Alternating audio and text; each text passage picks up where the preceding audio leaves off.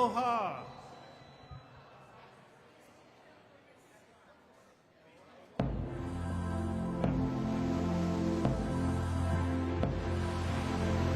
Aloha. Come in, everybody. We need to get this show on the road.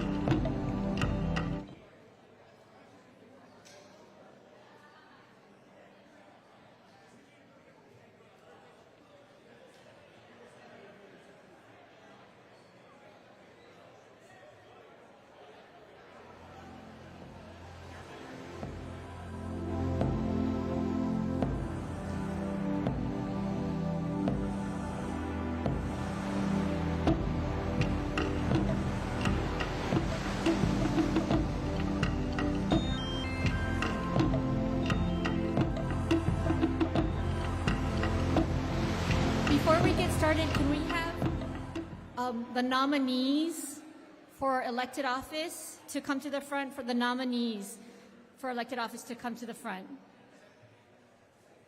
We want to get one group photo of the... Because we want them to look at the same camera. I'm going to go over there and tell them to look at me, okay? Candidates for elected office, if you can bunch together, the center stage. Folks on this side, from Representative Matt LoPresti, you need to fill in. Please fill in. We want to fill in on the stage. Candidates, I know you know how to do this. So candidates for elected office.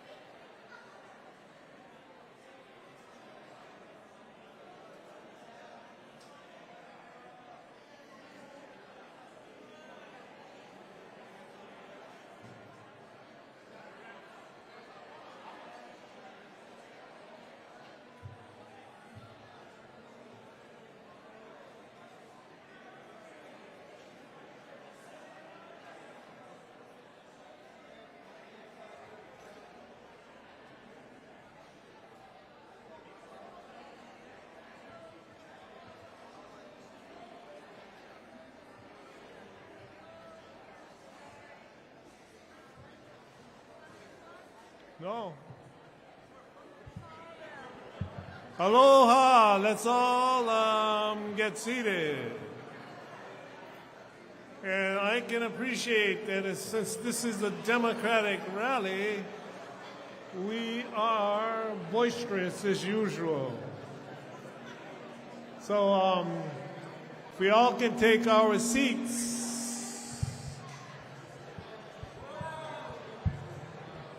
Whoa, whoa. I am not going to Oli. So you got to just listen to the, the.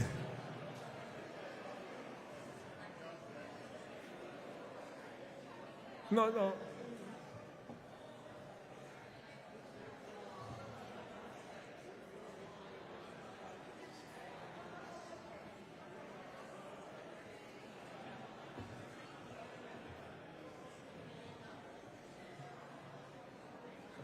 Okay, everybody, ladies and gentlemen, this is the Democratic rally. Yay! As usual, we are the disorganized party. Yay! All right, welcome everybody. I want to begin by, first of all, if you don't know it, I used to be governor. My name is John Waihe'e. All right. And we want to begin by thanking Sam Pulitasi for the music. Sam, thank you for the music, everybody. Aloha. And I'm told that this is happening. So I want to thank them. And if it's not happening, it's just another Democratic movement, But I understand that Olelo's Community Foundation back there has consented to tape the program tonight. So we will be streaming on the Olelo channels as part of their community service. So thank you, Olelo, and all of you kind of smile because all of you might be on Olelo on channel 55 and channel 49 from October 30th to the 2nd. So hopefully this will help elect more Democrats. All right, at this time, I want to extend also our warmest mahalo. I just met this person, to Tina Worley. Where's Tina? Tina, where are you? Tina and her colleague, Jake Feynman. I haven't met Jake. Okay, Jake. Okay, they are from Act Blue. If you don't know who Act Blue is, you haven't made a contribution yet to the Democratic Party or to any progressive things, So remember, Act Blue, we want to thank them. They're helping us sponsor this event. And so far, we're talking to them about coming back and doing it more often. So Act Blue, thank you. And of course, somebody had to pay for the food. How was the food? Yeah, okay, let's hear it. Somebody had to pay for the food and the facilities and all of that. So we want to also thank our Miley sponsor, Senator Kidani here. And also we want to have the Alima sponsors, Speaker Psyche, sponsor, Representative Balati. Where's Della? Della, she's one of the people who made the event possible. And of course, Larry Mitchum and Laura Strand, as well as Amy Monk and HSTA. HSTA, where's the HSTA? Thank you. Thank you from our teachers. Okay, at this point we have a few more housewarming, or no, housekeeping. Housewarming, huh. Okay, one of the special events this evening is we're going to have an opportunity to hear from our congressional delegation. And they're going to get a chance to come up here and answer questions. For the people sitting in the audience, if you have any questions that you would like to submit, to any of the delegation, we are passing out little cards. There'll be cards passing out. Now, because we are Democrats and running late, we may not have any time to actually answer the questions tonight. If we can, we will. But if your question is not passed on tonight, we will be forwarding it to their offices. So they have asked that we send the questions to their offices, and they'll be responding directly to whoever you are. So please, please, this is not to identify you for any other reason, but for a response. Please put down your name and probably your email address is probably best. So email address, name, and the rest of that. So, okay, housekeeping, we thanked everybody. We thanked Olelo, we thanked Act Blue, we thanked the sponsors, and at this point in time, I want to thank all of you for coming. You know, I was worried. You know, it'd be terrible to be on Olelo and not see such an exciting crowd. So, at this point, I am going to ask the chairman of our party. I'd like to introduce you to Dennis Jung. Is Dennis here? Dennis? Dennis,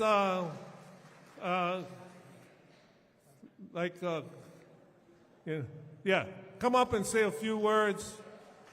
The chairman of the party is worth at least 30 seconds, so here he is.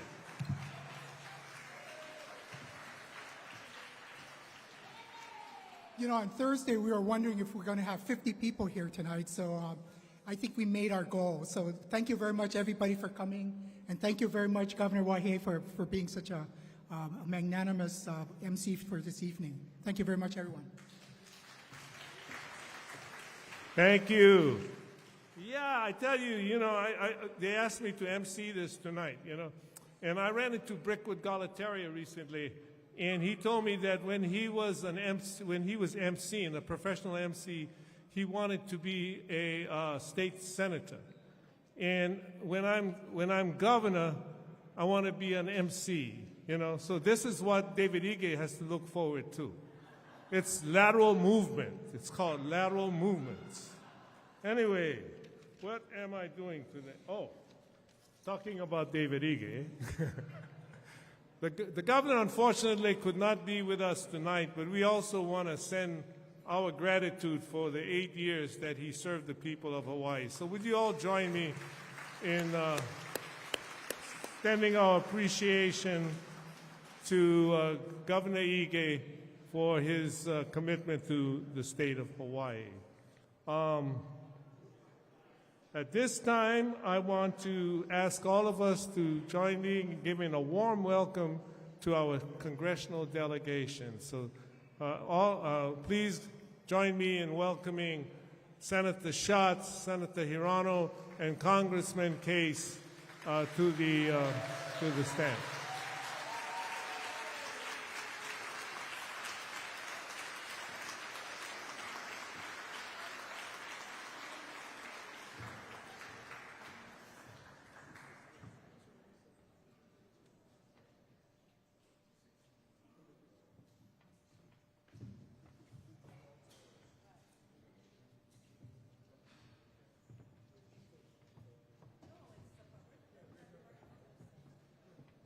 All right, one more good hand for our congressional delegation looking out for us every single day in Washington. They're going to be seated on these chairs. This is a Democratic Party, so we don't have nice chairs.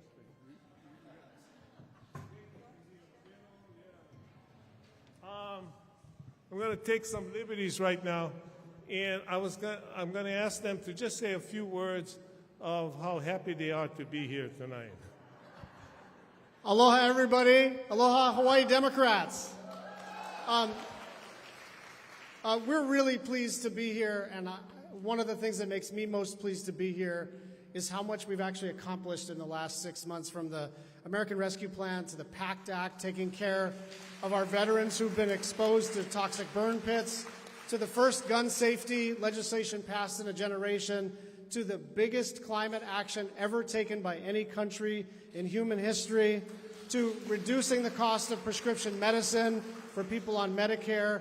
We've accomplished a lot, and that makes me even more motivated to keep the Senate, to build our margins if we can, and to hold on to the House. I know a lot of you are working very hard in your local races. That's wonderful. That's super important. There are also people who are devoting time to calling into Nevada and Arizona and other states, and we want to thank you for that. I am so happy to be here. Thank you very much.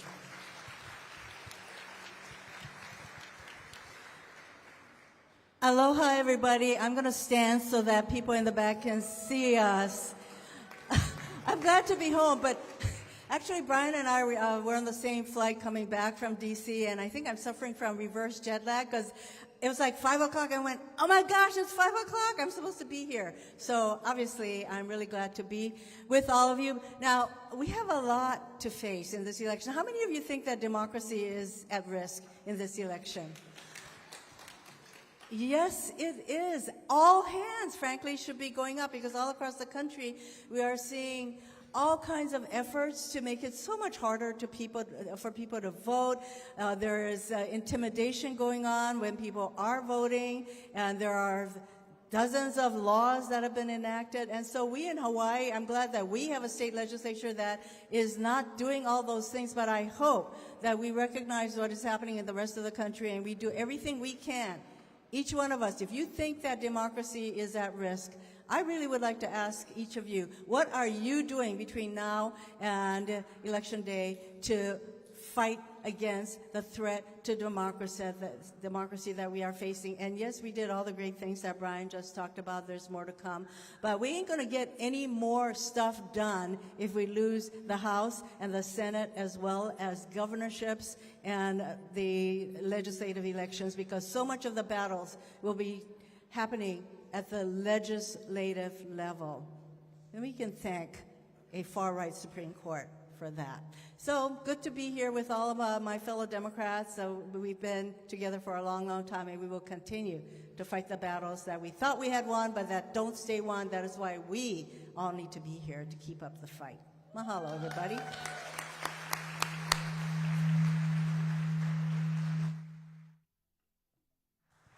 Aloha. I adopt everything Brian and Mazie said. Fat chance. Sorry about that. First of all, I am incredibly honored and happy to be in the same delegation as Brian and Mazie. So thank you so much for being such great partners, such great leaders in the United States Senate. It has been a joy to work with you and to be your teammate. And I hope that all of you feel that this delegation has worked hard for us here in Hawaii and throughout our country. I know that we have worked very, very well together. And in that spirit, I am so looking forward to Jill Takuda joining me in the United States House.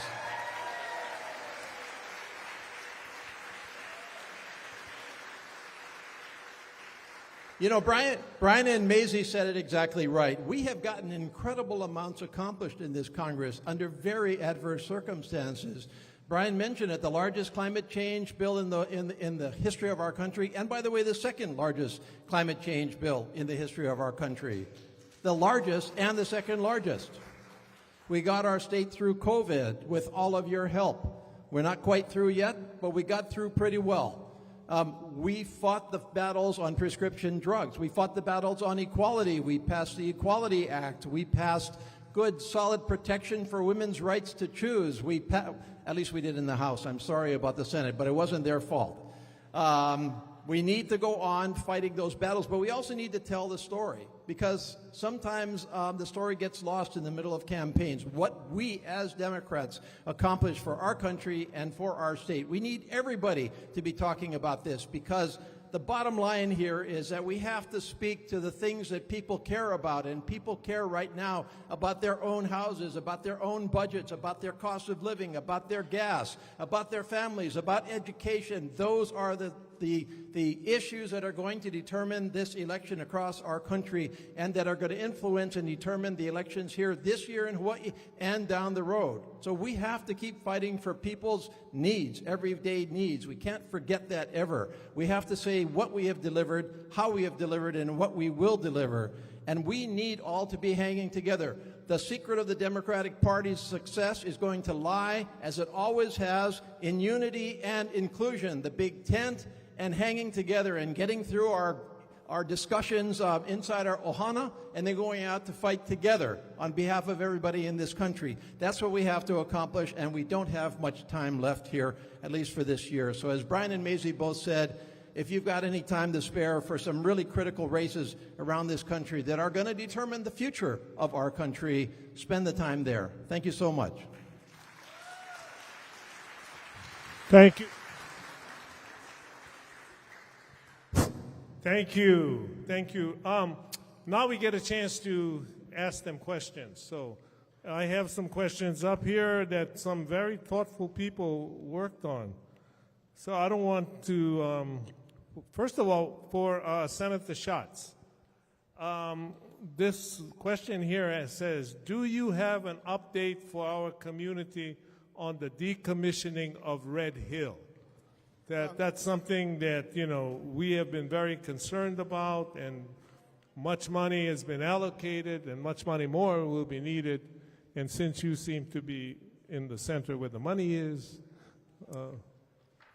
yeah, thank you for that question. All of us, and I'll include Jill in this, are committed to draining those tanks and shutting down Red Hill permanently in a safe manner. That's number one. Number two is that we have some tools. One is oversight and the other is money. Mazie, on the Armed Services Committee, has the best perch to do oversight, and Ed and I, on the appropriations side, are in the best position to provide the resources for the defueling. Our main objective over the short run, the next, I would say, 6 to 10 weeks, is to make sure that that timeline not only doesn't slide, because we all know construction timelines slide, but gets compressed. They're now talking about 24 months. We think they can do that a lot quicker. We want them to do it as quickly as they possibly can and still be safe, and that is our adamant focus. The new commander of the Joint Task Force seems to be committed, and I think the best news coming from the DoD is there is now a person whose only job is to defuel Red Hill in a safe manner. That is what he wakes up to do every morning. And but make no mistake, we will not rest, and I know you will not rest until we get this done. thank you, Senator. Do you have, Senator Hirono or Congressman Case, you have anything you want to add to that? Sure. Our entire delegation has put the safe defueling and the closure of Red Hill at the top of our priorities. And yes, I serve on the Armed Services Committee. There's a lot of the authorizing language that comes out of that committee. And then the two of them on appropriations, we have to get that money. $1 billion is not small change. So to get that money for the safe defueling was really critical. But as we know, John, you know, the aging infrastructure is plaguing our military installations. So not only do we have to fix the breaks and what's going on at Joint Base Pearl Harbor Hickam, we have to very quickly fix that 36-inch main, which we did fix, but it's clear that we have to look to the long term, and that is why the next step for all of us is what are we going to do to make sure that the long-term fixes to our infrastructure happens, because the presence of our military in Hawaii is critical for our national security, and that means that our infrastructure and readiness thereby is important. So I know that I'm going to be working with my colleagues on the long-term solutions to the infrastructure needs of our bases. Senator, thank you. All right, since you have the mic, Senator, one of the interesting things, not interesting, one of the things that are happening in this country that of great concern to everybody is the Supreme Court, recent slew of Supreme Court decisions regarding choice and transgender rights and the censorship, voting rights. your comments. I could go on and on and on. Your comments about the court, what can we do about it, or, you know, what can people... I could spend all day, you know, talking about the need for Supreme Court reform, basically. We can start there. And go ahead and clap, because you know why?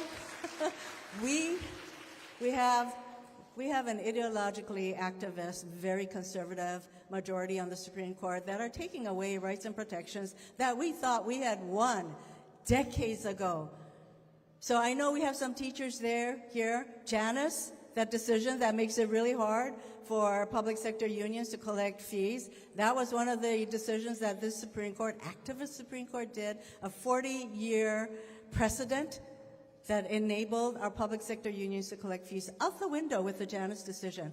The most recent EPA decision, and obviously the choice decision, the voting rights.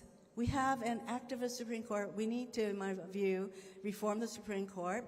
And that means that I am very open to increasing the number of justices and term limits for justices. And clearly, they need to have a code of ethics. Can you imagine? They don't have a code of ethics, which is why Clarence Thomas can sit there and not have to recuse himself. So all the battles we thought we had won is not going to be protected by the Supreme Court. And one of the real dangers as we go forward in this election is this Supreme Court is about to hear a case that could very well put the results of elections in the hands of state legislatures. That is a very, very dangerous decision that this court could make. And of course, the Republican state legislatures are chomping at the bit, waiting to be able to overturn election results that they don't like. This is why democracy is at risk. Thank you, Senator. Congressman, okay. But it's your chance, Congressman, anyway. Congressman, you sit on the Natural Resources Committee, which includes the Pacific, includes the, includes all of the territories in Puerto Rico, and the state parks, water, ocean, all of that. And I thought we wanted to ask you, where does Hawaii fit in to this vision of the Pacific and the ocean and our resources and the rest for the country? Where does Hawaii fit in? And while you're in there, I'll just throw this in for, ethnocentric reasons. What's going to happen with Hawaiian homes? So that's a big twist in there, but, go for it. Oh, what's going to happen with Hawaiian homes? Wow, that's quite a question.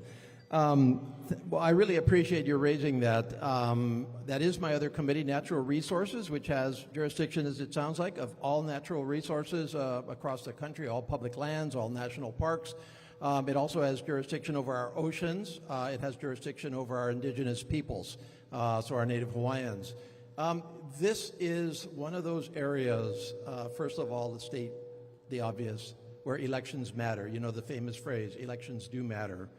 And there is going to be a stark dividing line on anything environmental, anything related to our natural resources, based on this election. Either we're going to continue down a path of protecting our natural resources, of sustaining them, of treasuring them, of providing the resources to expand them, to nurture them, or we're going to go in the other direction towards unbridled extraction. Either we're going to keep on going down the road that Brian has led, especially in the Senate, on climate change initiatives, or we're going to backslide. Elections do matter. And this matters for natural resources in particular, including our Hawaii, because we have many issues right here in Hawaii that our federal government is involved in. I just came out, for example, of Haleakala National Park. I went over there to check it out. It's in my subcommittee. An incredible natural resource and a treasure, but it needs help. It's either going to get help or it's not going to get help. That affects us here. We are deeply involved in the Pacific. The Pacific is ours. When we put our feet in the water, when we get in the ocean, we are connected to the rest of the Pacific. This is our ohana.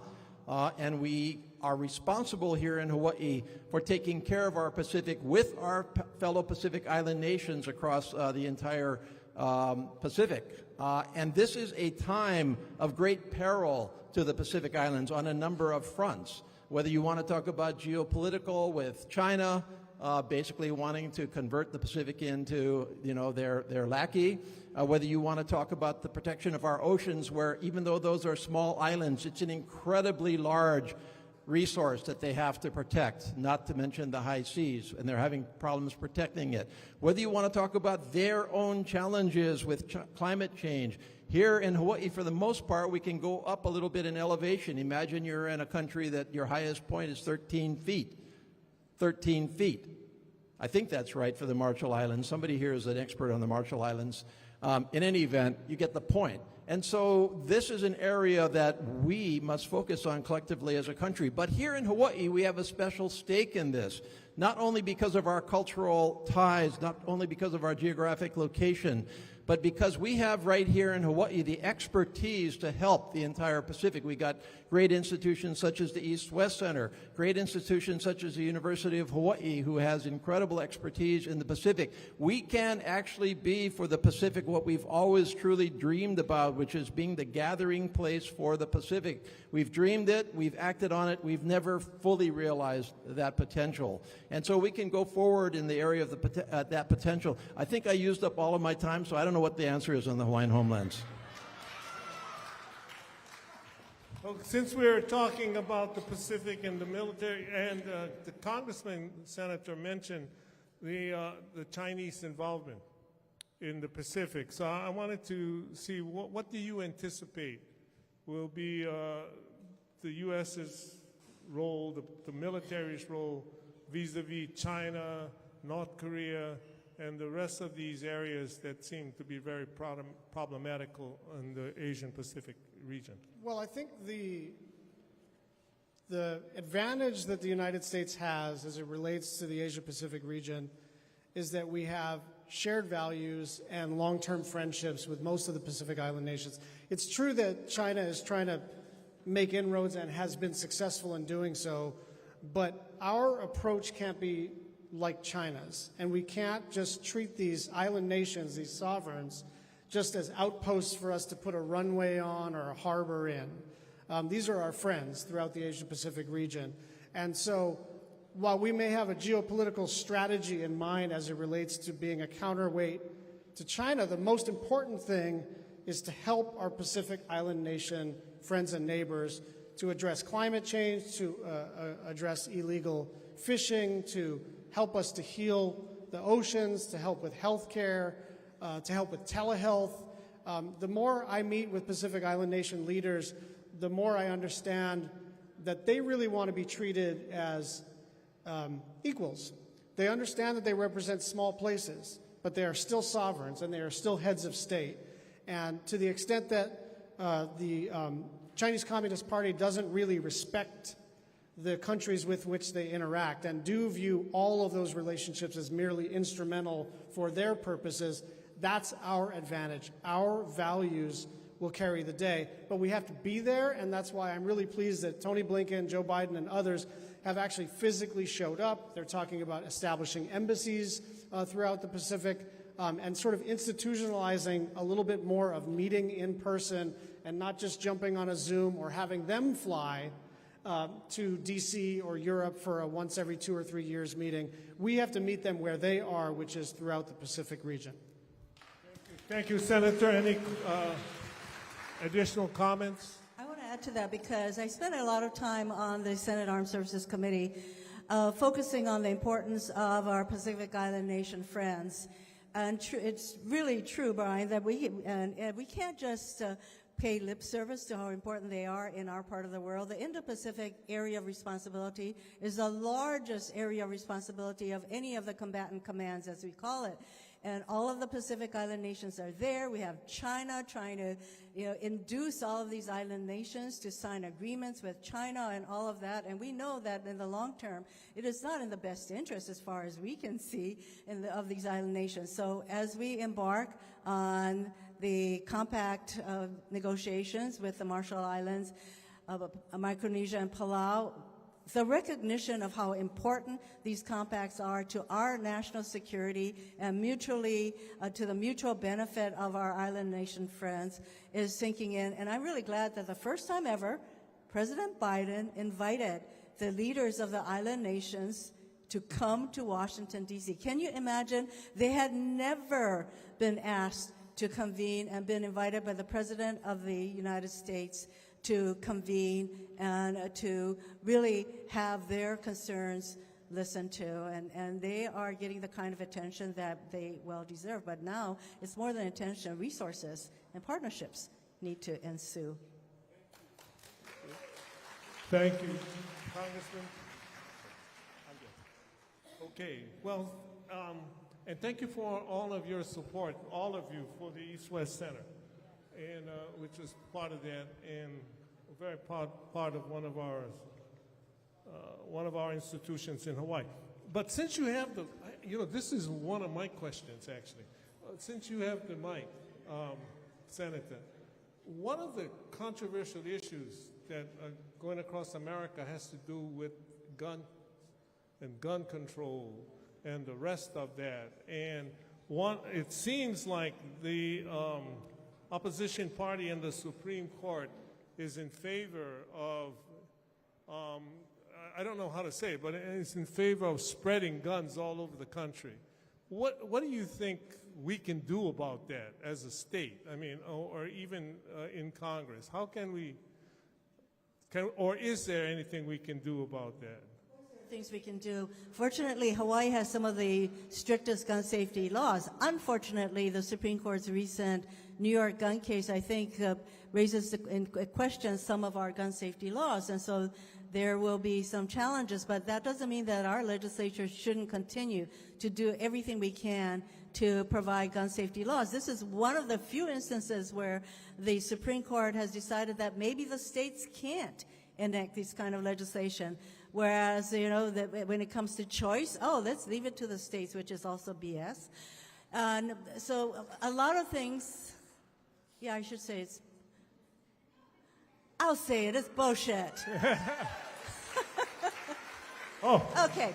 Must be a Democratic rally. So, because in the Democratic rally, you use the word, you don't say it all night long. Tell it like it is. Republicans do. So, as I said, there are a lot of issues that are going to be devolved to the state legislature to protect our rights and all of that. But isn't it strange that gun legislation is something that the Supreme Court seems to think that Congress should do it, knowing full well that we don't have the votes. But we have to persevere. Let's do everything we can so that we fight back against a country like ours, which is awash in guns, awash in guns.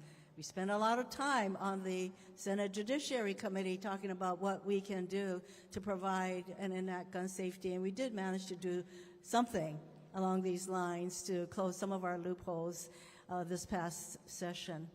So we shall persevere. Congressman, you want to add to that? Yeah, endorse everything Mazie said. This is a national tragedy. This is a national embarrassment in the world. It affects each and every one of us throughout this country.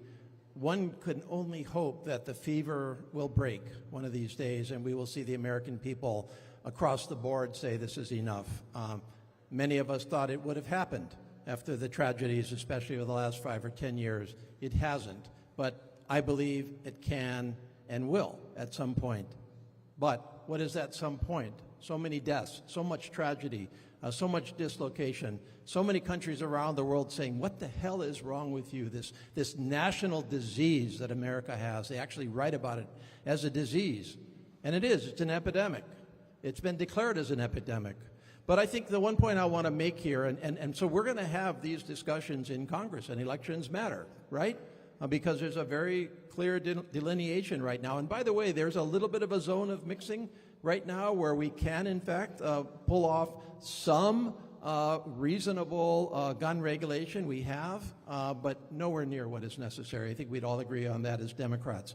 But here's the point I want to make, because this was framed and Mazie answered it in the context of the Supreme Court, and I agree with everything she said. But if you look at the rhythm of the Supreme Court over the 200 plus years it's been in existence, you will see that one of the most constant rhythms that they go through is states' rights versus federal rights, right?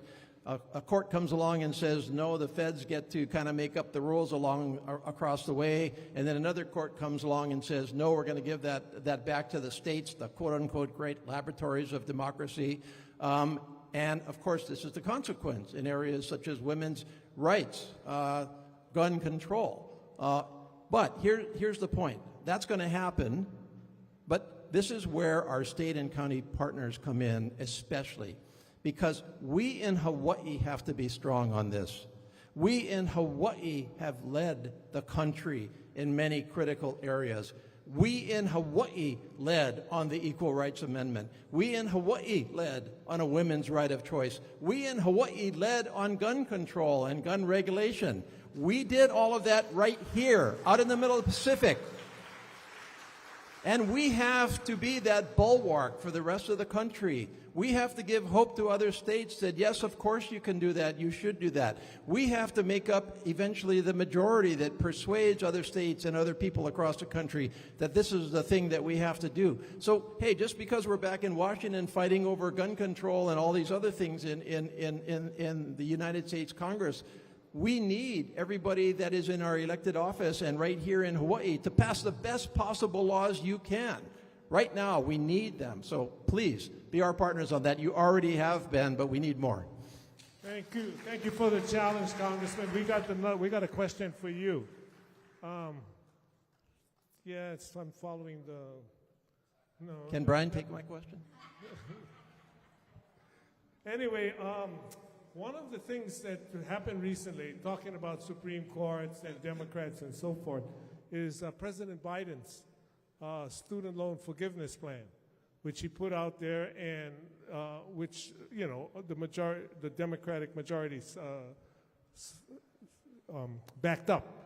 But it's been recently put on hold. What comment about that? How far and what do you think we should do with student forgiveness? There's a lot of feeling that college should be free, should be available to anybody. So what do you think of that point of view? Well, I think, first of all, I fully support President Biden's student loan program. I think he did the right thing. He acted when Congress was unable to act. It is being challenged in the courts, and we'll see what happens. You saw that the Republican member of the court actually did not stop the student loan program from going forward. So maybe there's a little hope in the courts themselves. We have a big, solid, broader debate over college. Personally, and this is probably something that perhaps we all have a disagreement on this, but I think that those that can pay for college should pay for college. And I think that those can't or have issues with paying for college should get help, whether it's in the form of student loans that eventually have a path to forgiveness, or whether it's just, hey, here's your tuition, or whether it's a public service in return for retirement of your debt. So I think this is a needs, for me at least, this is a needs-based program because, frankly, I have a lot of needs. We have a lot of needs all over the place, and people that need that, and no, resources are not unlimited. So if some person has, a $1 million parent who can pay for college, I don't think I should be giving tax money to that person to support college. I'd rather give that tax money to somebody that doesn't have a $1 million parent. But this is a debate that's going to continue. But in the immediate, next couple of months, we're going to find out whether we actually can pull off a student loan program because it is problematic to pass in the U.S. Congress. So it has to pass through this president. Thank you. Any additions, Mazie? When we talk about student loan forgiveness, it's not loan forgiveness for every and all loans, by the way. It's $10,000 for federal loans and $20,000 if you get Pell Grants. And these are Pell Grants are needs-based. So when we think about education as being foundational, why don't we put our money where our mouths are? If a young person coming out of college is owing hundreds, literally tens of thousands of dollars, that impacts their life decisions to get married, to buy a home, to all of that. And I think that to the extent that we can tie this kind of really liability, if you want to call it, tie it to maybe the incomes. It's not just, hey, we're going to just forgive all your loans. It's not like that. So let's do our best to enable people to pay off their school loans and then to be able to make life decisions that will really impact our families and indeed our economy. Thank you. Thank you. You know, I remember when I was in college, which was not very long ago, and I had a student loan. And I never actually paid it back because they gave us, there was a process that you could reduce it by 10% every year by teaching or by working in the community or by doing anything like that. And I don't know what happened to that. And you go into a needs field such as nursing in, for example, rural areas or teaching in certain places, then you can get your loan reduced. So we have all of those kinds of legislation in place. I do think that community colleges should be free. oh, me too. But, you know, that's for the legislature. Wouldn't it be exciting if you guys passed next year something that says community colleges would be tuition free? Wow. And guess what? Sylvia will help you from the governor's office because she's no longer in the, finance committee downstairs. But she'll be Governor, by the way, governor was never public service, so you're never entitled to a retirement of your student loan for being governor. Thank you, I guess. Well, here's another question, and I'm going to start, since we started, this is one of the questions that came from the floor. So we got time for a couple of them. With one cautionary remark, please write so that somebody with glasses can read it. Then this is the question. How can we work with Republicans who are claiming that when they lose, that all elections are rigged? Is there any possibility that the party of Trump will ever be a bipartisan situation anymore? So I don't know if you're, a seer of the future, but that's a question. That's a hard one. I'll just say it this way. That we have passed a few bipartisan bills that were significant. What we did with the PACT Act to finally give presumptive eligibility for VA benefits to people who were exposed to toxic burn pits was done on a bipartisan basis. The infrastructure bill was bipartisan, and of course the gun safety bill was bipartisan. So just speaking for myself, I have a very short list of Republican members with whom I will not work, and those are the people who voted against certification of the presidential election. After that, just because I disagree with them on other policy issues, it will not preclude me from working with them. Part of this job is you have to have like an almost supernatural ability to compartmentalize, and so I will always compartmentalize when it's in the interest of the country or the state, except if they voted against election certification, then I just won't work with them. Anybody else got a comment about how to work with Republicans? There are almost 300 election deniers who made it past their primaries all across the country, including, I know you've been watching, what is her name, Carrie Lake, and running for governor of Arizona, who says she will accept the results of the election if she wins. This is why the Supreme Court's decision that is coming up, they will be hearing a case that will throw the decision about election results to the state legislatures is such a dangerous thing when you got almost 300 election deniers running for races all across our country. That is why it's so important, in my view, to do Supreme Court reform so that you can't have a Supreme Court that is going to enable all of this kind of results to happen. Truly, democracy is at risk. Thank you. Congressman, okay, then you can have this one. What can we do in Hawaii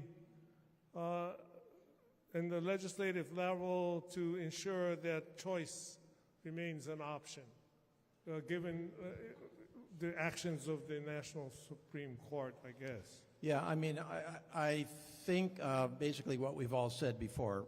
Of course, it has to start with your delegation. The delegation has to be strong. This delegation has been largely strong on choice. We've had a couple of exceptions along the way. that I think we can all focus on. But this is a choice delegation. This delegation, every single member of this delegation, and Jill Takuda also, is rated 100% by all of the women's organizations on women's issues, including choice. So this is where it starts, at least. But that's not it. As I said earlier, what you can do to support the national right of women in general, to specifically include choice, is man the battlefields right here, make sure our laws are the strongest in the country, project the reasonableness of those laws across, work through your council on state legislatures, your National Conference of State Legislators.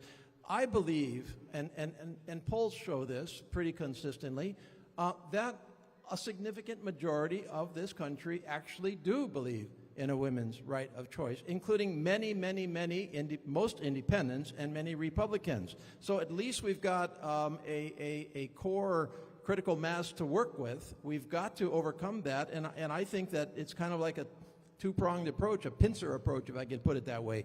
The state legislators across the country have to pass those laws, and the federal side obviously has to try to provide for that right at the federal side, but it takes both sides. This is not a fight that's going to go away. We know we're in it all over again. We hoped that this was settled in our country. It wasn't. That was the political process. That in itself is a tragedy. Well, the rest of the world is moving towards full women's right of choice.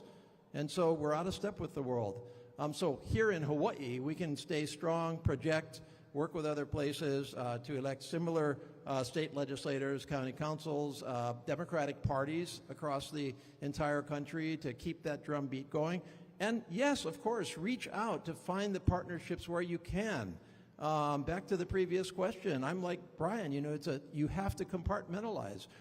If a moderate Republican is going to come to me and want to work with me on protecting our oceans, and I'm on the same page as that Republican, why wouldn't I do it? I need to do it. These things, you need to round people up. You need to amass a critical mass of support. We don't know whether we're dealing next in a few weeks with a U.S. Senate that's a Republican or Democrat. U.S. House Republican and Democrat desperately hope it stays Democrat. But if it is not, we still have to represent you and Hawaii. We still have to find a way to get things done. This is nothing new. Senator Inoue did it over decades. Senator Matsunaga, Representative Mink did it over decades. And so we find those areas. And I think that in the specific situation of women, I think we will see over time that majority support across our country translate up into Congress once some of that fever over the other guy that was just president breaks as well. Thank you. Wait, no offense, guys, but don't you think a woman should be talking about this? Yes. No offense. I know my colleagues are totally, but you know what? Even without a national abortion ban, the chaos and fear that ensued of the Supreme Court's overturning of Roe is just so frightening. What could be more fundamental than a person's right to control her own body? So me, Elizabeth Warren, Patty Murray, we have been pursuing everything we can, including, by the way, we wrote a letter to Dennis McDonough, the VA secretary, to provide abortion services. And yes, he said we will do so. They never did so for VA in the cases of rape, incest, and for the life of the mother. That is a start. We also wrote a letter to the Secretary of Defense, Austin, and you know that he recently issued a position saying that they are going to provide abortion services in the cases of rape, incest, or for the life of a mother. It is a start. And so we are looking at every opportunity to call attention to the kinds of protections that we need to put in place while the chaos and fear continues. So I say nothing could be more fundamental than our right to control our own bodies. Thank you. Thank you, Senator. Oh, I guess the audience is having fun. Here's one saying, feral chickens pose a serious problem in our community. What do you propose that we do about the chickens? I'll answer this question. Eat them. Okay. The question for the delegation is, this is sort of a techie one. And maybe Brian, you guys might find. What do you think about amending CDA Section 230 to make social media responsible for the content they distribute? That's hard to answer really quickly. Section 230 of the Communications and Decency Act is the section that gives platforms immunity. So they set up a platform, and then the platform itself is not responsible for whatever any individual posts on the platform. Without it, social media companies would not have social media because they would be responsible for any user and what they would say, and there's lots of nutty things. I do think Section 230 needs amendments. I have the only bipartisan bill actually to do that is ready to be marked up in the Commerce Committee, but I also think that we need to recognize that as much of a hellhole as the internet is, without Section 230 of the Communications and Decency Act, what would happen is those platforms would actually stop moderating altogether. And as bad as they are at moderating, we actually don't want them to stop moderating altogether. And I'm very, very concerned that Ted Cruz and Ken Paxton, the AG in Texas, and Chuck Grassley and some others really want to eliminate the ability for any content moderation. And then all of the sewage that we see online would flow even more. So yes, the Communications and Decency Act ought to be amended. No, it should not be repealed. So, Section 230, basically Section 230 provides total immunity to big tech for the content on their platform. So just as Brian has a bill, I also have a bill that would limit the total immunity in cases where you are violating someone's civil rights, for example. So yes, it's a double-edged sword, but I do think we can start with when someone's civil rights is being, that's the allegation that they should not just get total immunity for content. So Ted Cruz is going in the opposite direction for what some of the rest of us, I think, would like to do. Congressman? Well, I really want to answer the feral chicken question. Well, you can. Go ahead. I already ate it, but you can, I propose that every member of the delegation immediately refer any such question to their county council member. So thank you so much for that. I'll give you an example from right here at home about Section 230. I am a believer in the city's new ordinance on vacation rentals because I believe that excessive vacation rentals are not good for our communities. They drive up the cost of housing.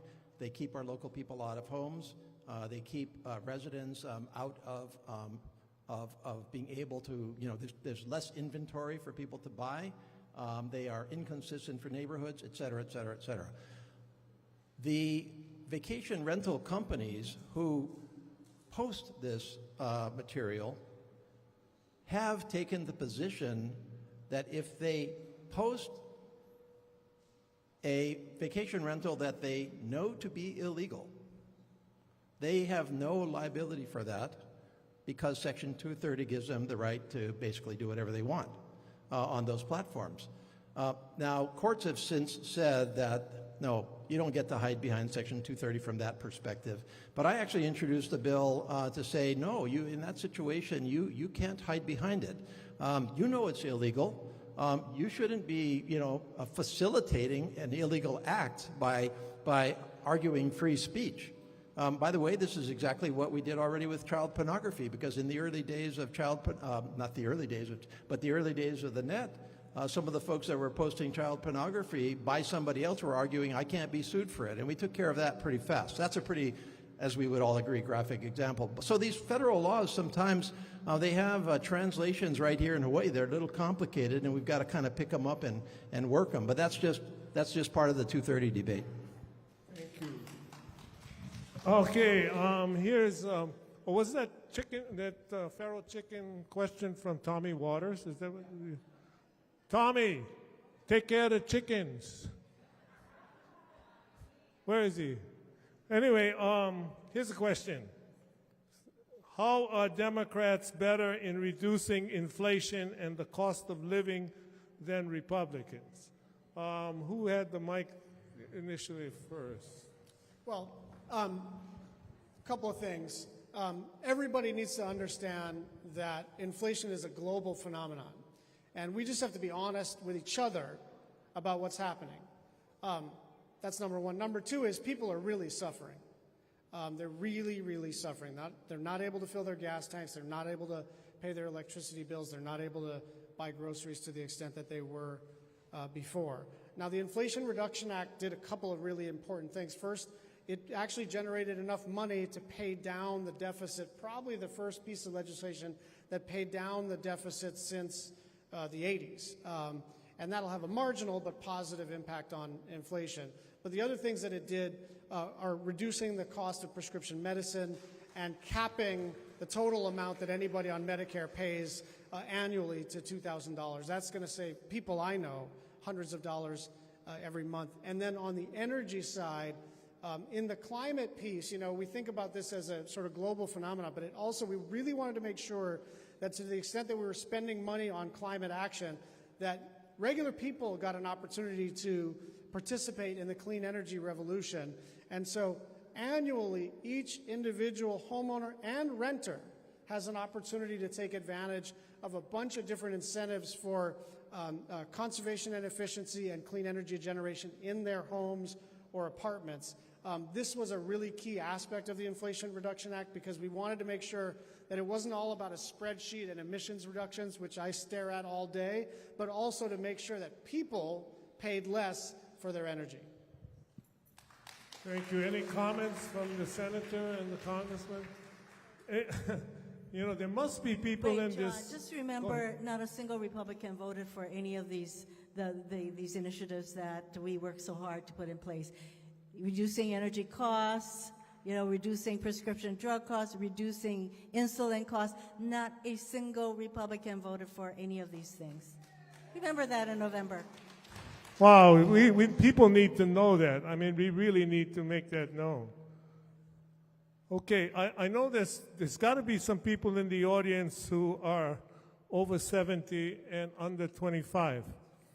What is Congress going to do about recreational marijuana? If you want to answer. If you want to smoke it, smoke it. Whatever. But that's what it says. Well, I mean, I think again, which way is this election going to go? I certainly think there's a critical path forward for at least delisting it from the federal criminal categories, the delisting, and that frees up all kinds of areas for states to make those calls and for it to be a come out of the shadows. Right now, it's still the case that even if you are here in Hawaii and have a legitimate medical marijuana license, a medical marijuana supplier, you have problems with your banking. You have problems with a whole range of things. That shouldn't be the case. The states make the call. They should be able to implement it. So we can at least deschedule, take it off Schedule 1. But that's going to depend on the elections.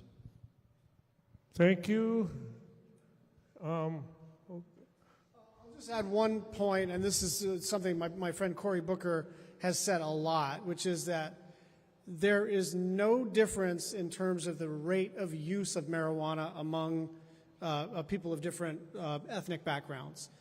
But people of color are arrested 5 times as much for personal possession and use of marijuana. And whatever you think about marijuana, this is a justice issue to the extent that people are being arrested if they are black and brown and not arrested if they are not. So there's a whole different conversation about how marijuana ought to be regulated and whether it has medicinal value and all the rest of it. But at its most basic level, the way this law is being administered is deeply, deeply unfair to communities of color. Thank you. Our criminal justice system is very weighted toward against, I should say, minorities, and that is why I very much support the president's pardoning of people who were in prison because of marijuana possession. Thank you. Okay, this is going to be our last question, but it's also a chance for you to just give some closing remarks. And that is, what are your priorities to help support your constituents in the coming year? So we'll start with the left. No, we'll start with the right. I'm sorry, what is that reference? I'm on their left. Well, that's why I got mixed up. I didn't know which way we were looking. Okay. Yeah. I guess, I look at my job in 3 buckets. The first bucket is national.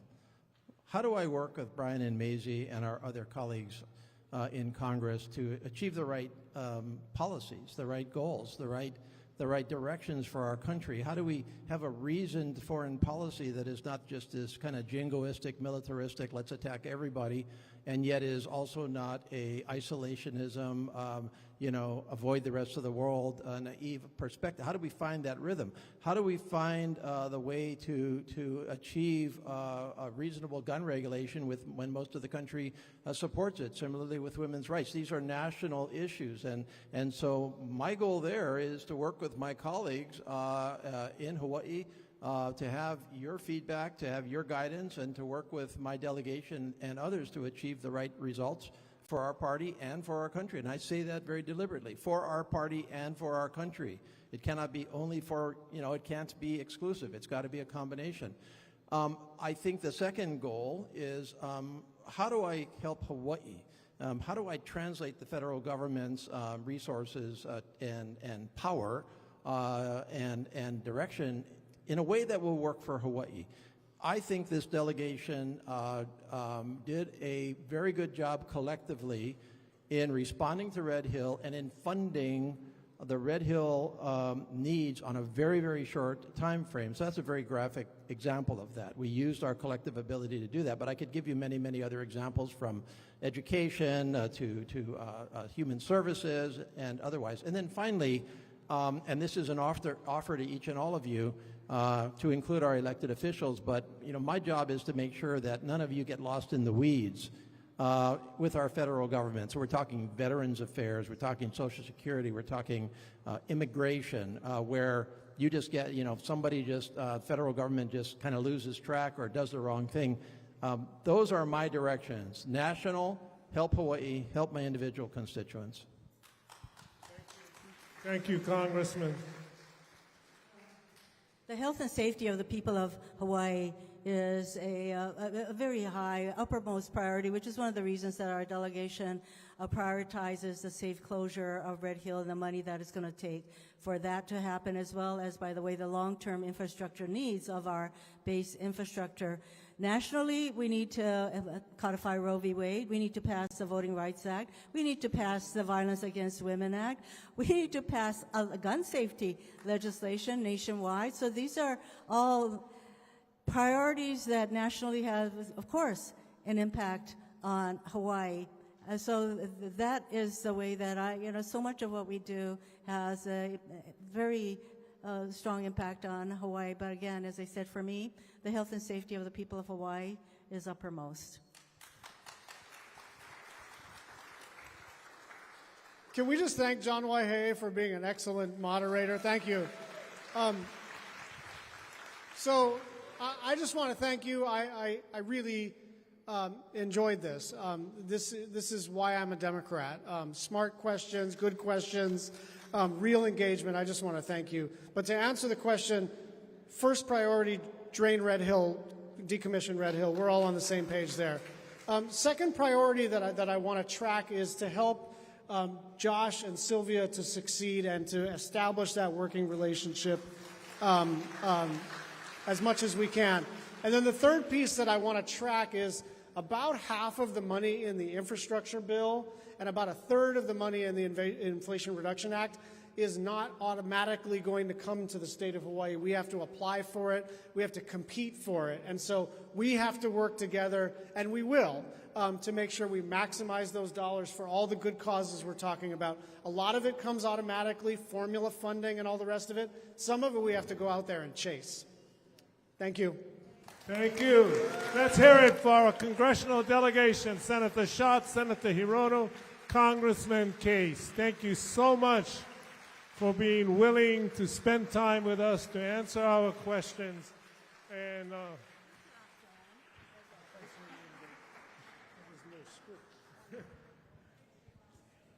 thank you. We are not done yet. We are not done yet. We have got some exciting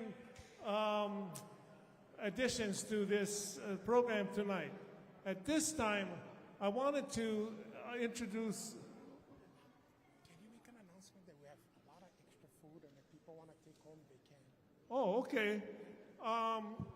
Priorities. We were just informed that we have a lot of extra food, and if you want to take some home, it's available. Okay? But right now, I want to introduce the new Congresswoman to be from Hawaii. I've known her for years. She's been a fantastic state legislator. She ran a terrific campaign. She represents all of us and our values. So everybody, ladies and gentlemen, please help me welcome to the stage Jill Tokuda, Congresswoman in waiting.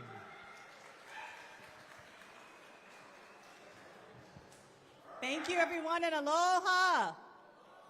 First of all, let's give another round of applause for our congressional delegation and what an amazing job they did up here.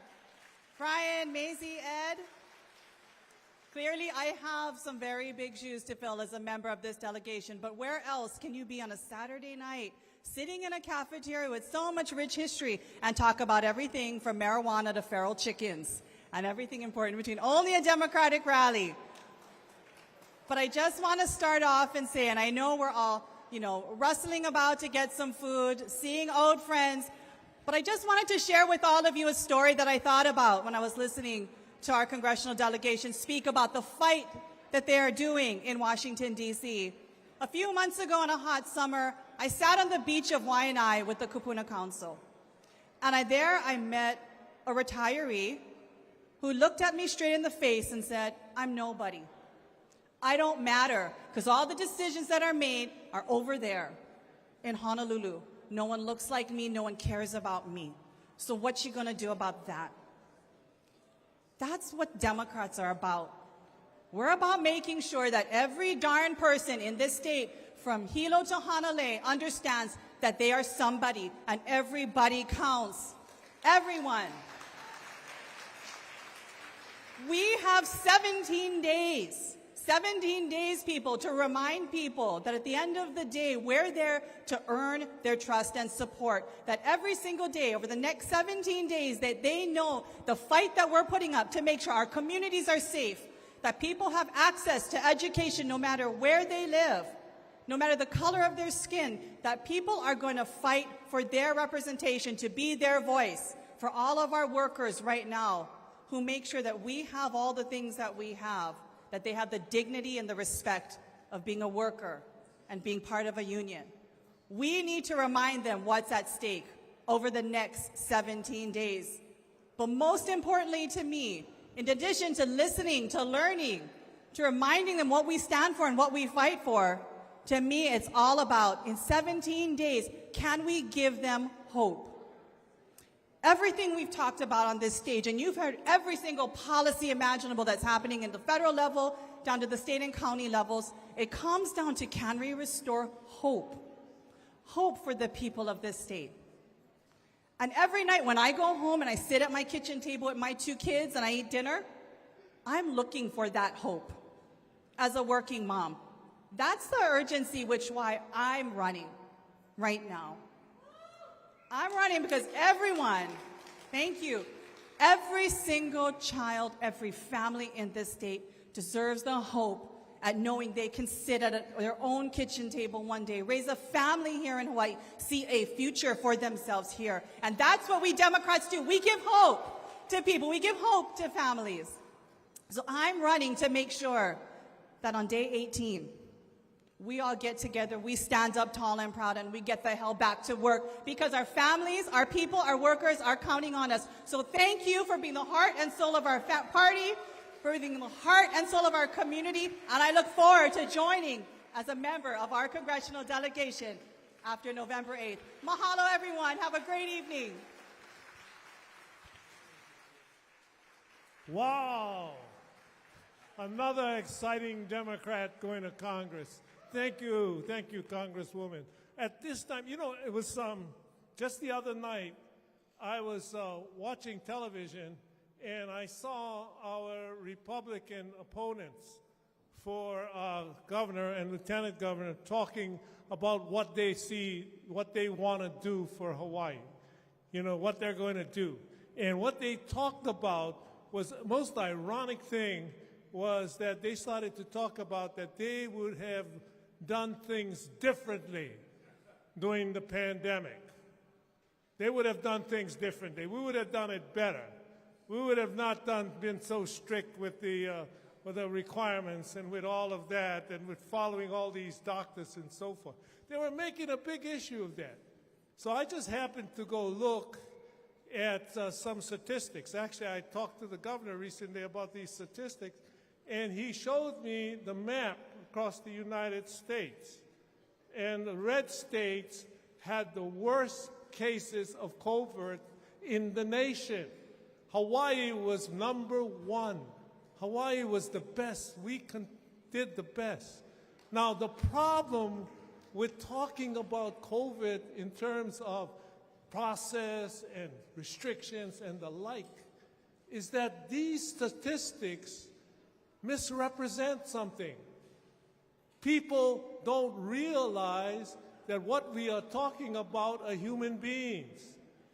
And if we had followed the procedures that our Republican opponents were proposing, at least another 4,000 people may have died in Hawaii. You see, that's what's at stake. That's what's at stake. When you choose a party that puts human life first or a few more dollars. That's the difference between Democrats and Republicans. That's the big difference between who we are and why we are fighting so hard. So this is why it is my pleasure this evening to welcome to the stage our team to lead the state of Hawaii in the coming future. Would you please help me welcome Sylvia Luke, Lieutenant Governor to be, and Josh Green, our gubernatorial candidates.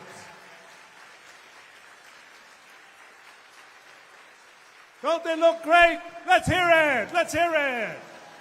Let's hear it. Wow, look at this. Look at this.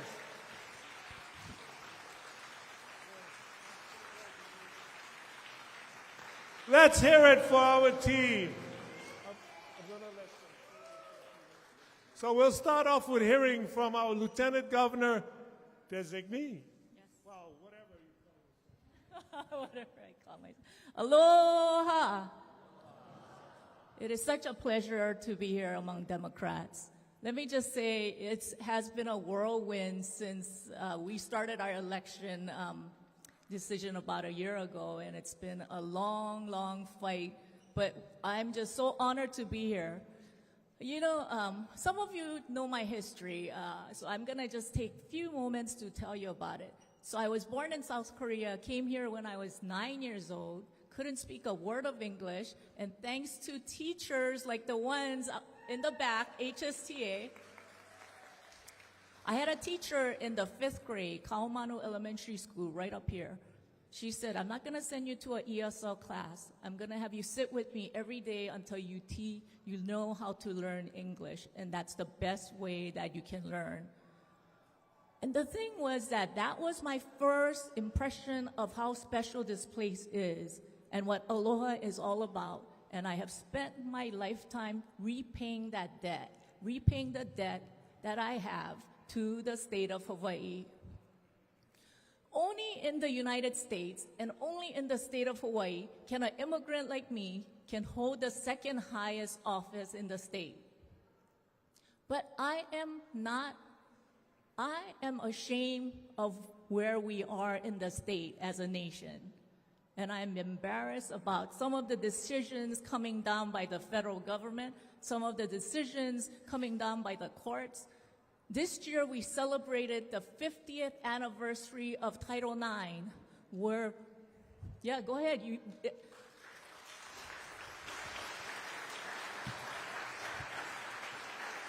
And this is a tribute to Patsy Mink, our Patsy Mink.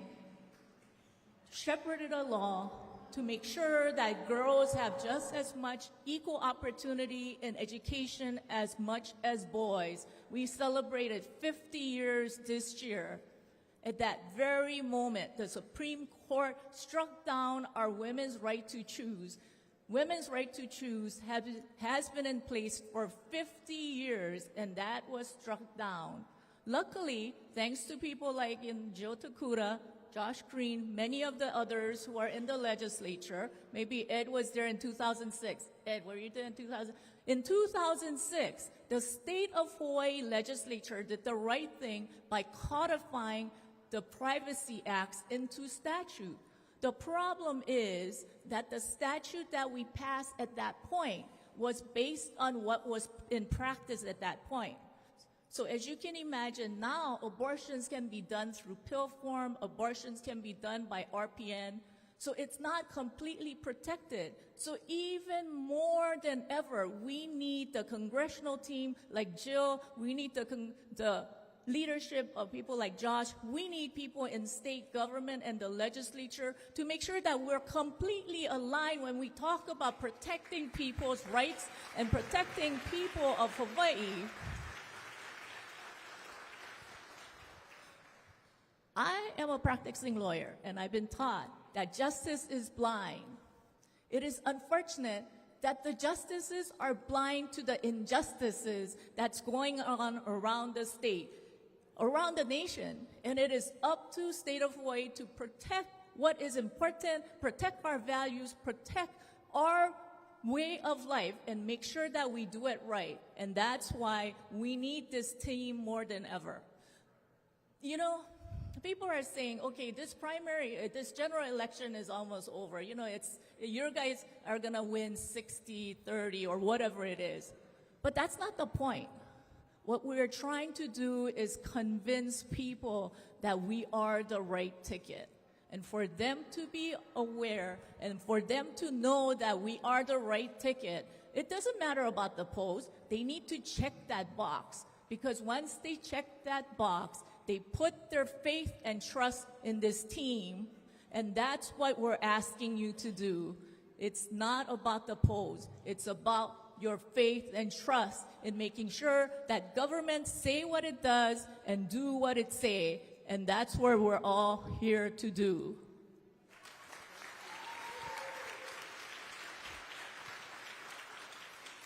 I want to say, I'm going to close with one thing. You know, when Jill became the nominee for Congress, it was important to me. It was important to me because 50% of our population is women.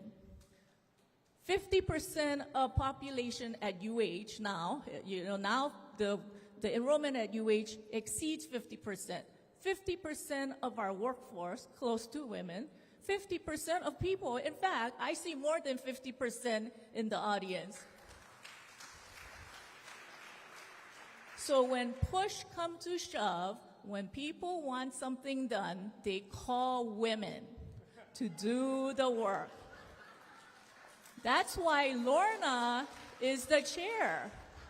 Not a man, Lorna is the chair. And on Maui, Stephanie was the chair. When it comes down to getting it done, they call on women. And if we say 50% of our population are women, how can we have 3/4 be represented by men? So thanks to Jill Takuda, who made sure that we have 50% representation in Congress. You know, this morning I was picking up a lei at one of the lei shops in Chinatown, and she said, "Hey, you look familiar. Are you that woman running for that thing?" And it was a young girl, and I was like, "Yes, I am the woman running for that thing." So I said, "I'm Sylvia Lugo. I'm running for lieutenant governor." And she was this young woman, and she said, "I'm so excited because I have never seen a woman in the 5th floor."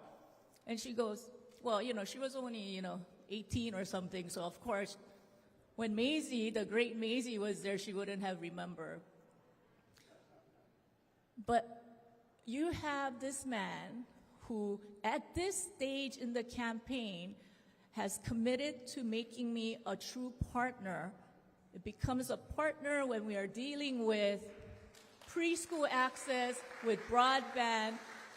There has never been a governor at this stage, even if we're not taking it for granted, we have to talk about transition because we had promised that the day after the election, we're going to hit the ground running. How do you hit the ground running if you can't talk about division of responsibility and some of the things that we're planning to do together? And he has already said, if you want to do preschool and it's important to you to make sure that all 3- and 4-year-olds can have access to early learning, then you go do it.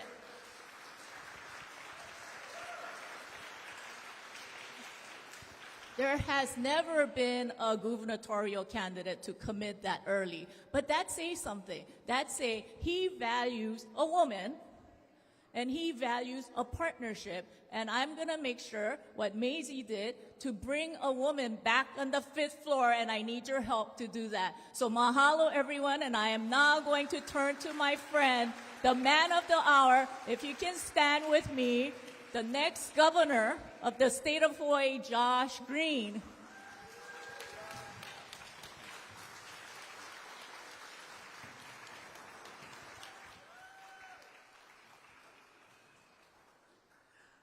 Aloha. It could not be said more eloquently than Sylvia said it, which is we are a powerful party because we believe in our women, because we fight for their rights, because we treat each other like equals.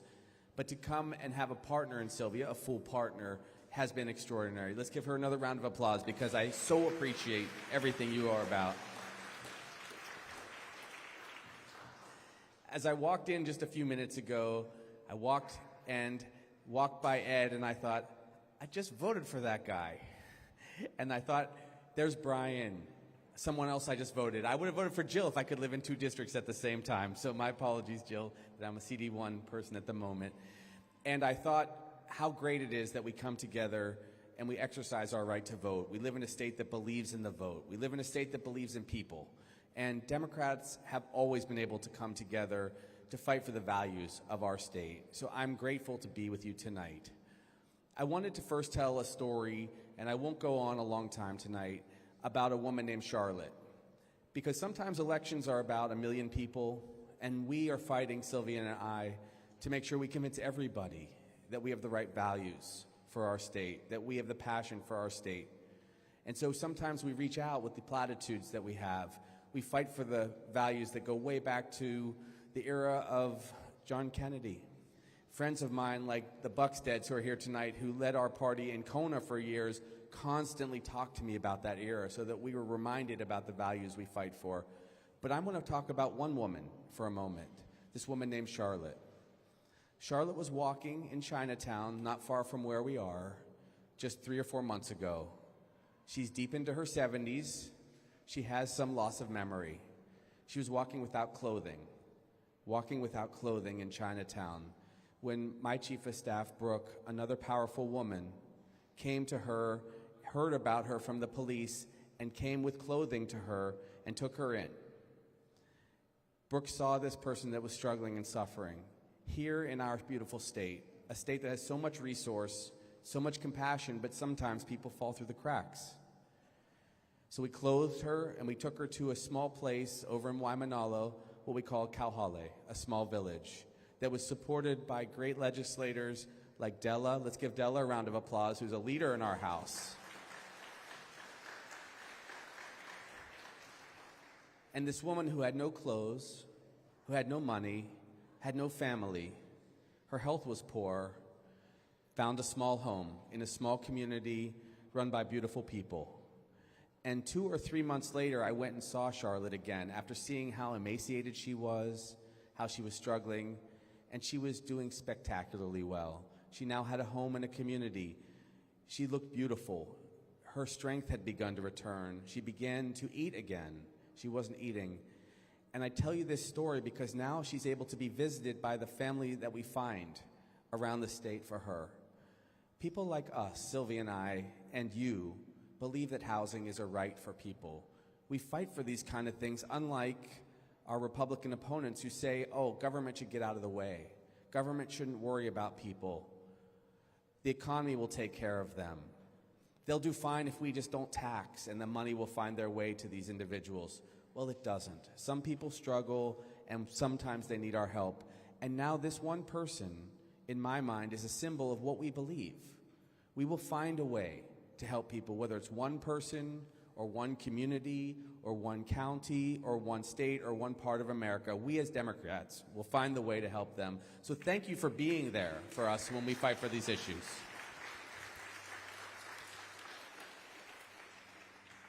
We owe great mahalos to our governor, who has stood by us all these years, Governor Wahehe.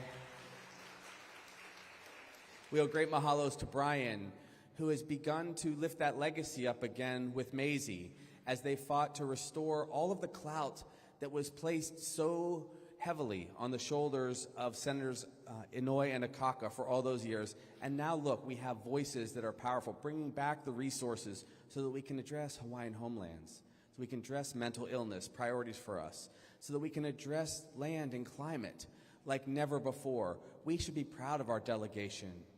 And we have Ed and Jill, who can lead the way really as partners. We have only four leaders that have to go and fight the battle against hundreds of representatives so far away. And I want to say a profound thanks to them, because it is a hard life. It's a hard life to go from home here to D.C. and back. How many trips have you made, Ed? Has it been 1,000 trips yet? A couple hundred trips.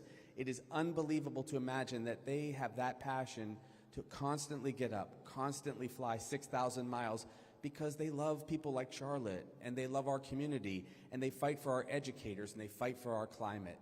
So it is amazing to see what Democrats can do.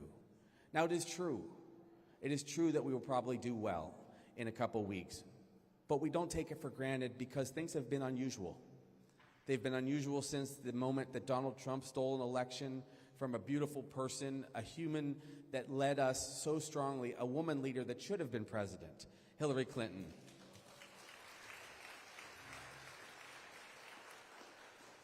And so some of those rights have been partially correct, some of those wrongs have been partially corrected in subsequent years, but we can't, again, take them for granted.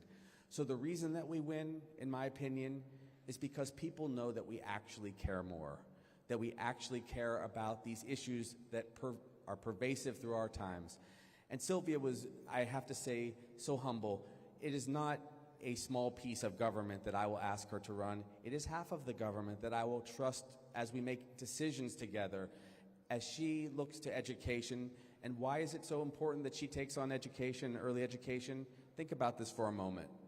If we prevail in 2 weeks and we do a great job and we have time to serve these next several years, she should be the next governor. She will have an opportunity to lead for 8 and then 8 years, if we can be so presumptuous. She can see those children, those 3 and 4-year-olds, which she will create classrooms for, all the way to their graduation and to thrive in our state of Hawaii. So let's give her a round of applause for this commitment that she has.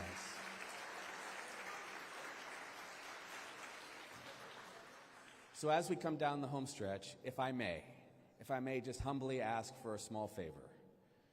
Please make sure we stay positive and reach out to all the people around us. Encourage all the people of Hawaii to come together after these tough times. Let them know that we are the party that fights for women's reproductive rights. Let them know without any apology that we fight for universal health care, or for universal housing, or for labor, or for teachers. Do not let anyone ever make you feel ashamed because we take strong positions for people. We want everyone to know that we will bring this state together in the coming years because we have a team like no other. So much mahalos, much love from Sylvia and myself. We are so excited to lead in just 2 weeks. Get everyone out to vote. Bless you guys. Let's hear it for our Democratic team. You know, I tell you, Sylvia, Lieutenant Governor, hey, every Hawaiian in this state will remember you for the $1 billion that you gave to support people who need it. Thank you so much. You deserve to be up here. And for my favorite story about Dr. Green, is when he first came to Hawaii, of all places he decided to go was Kau. I don't even walk in Kau unless I have to or unless I know somebody. And he went down the street by himself. Obviously, a couple of guys walked up to him, said, "What are you doing in our neighborhood?" All of this kind of stuff. And he just said, "Well, I'm here to help. I'm here to help." The next day, the two same guys came to his dispensary to get medical aid and to get help from Dr. Josh Green. Guess who's holding signs for him on the Kau? The same two guys. That is our governor with a heart. This is a governor with a heart. Let's hear it one more time for the Democratic team. Thank you so much. What we're going to do is we're going to go right now and hold hands, and we're going to sing Hawaii Aloha, and then we're going to have the team up here, and they're going to be taking pictures. So they'll be right here. Everybody grab your hand, play the music. Somebody who actually knows how to sing, take the mic.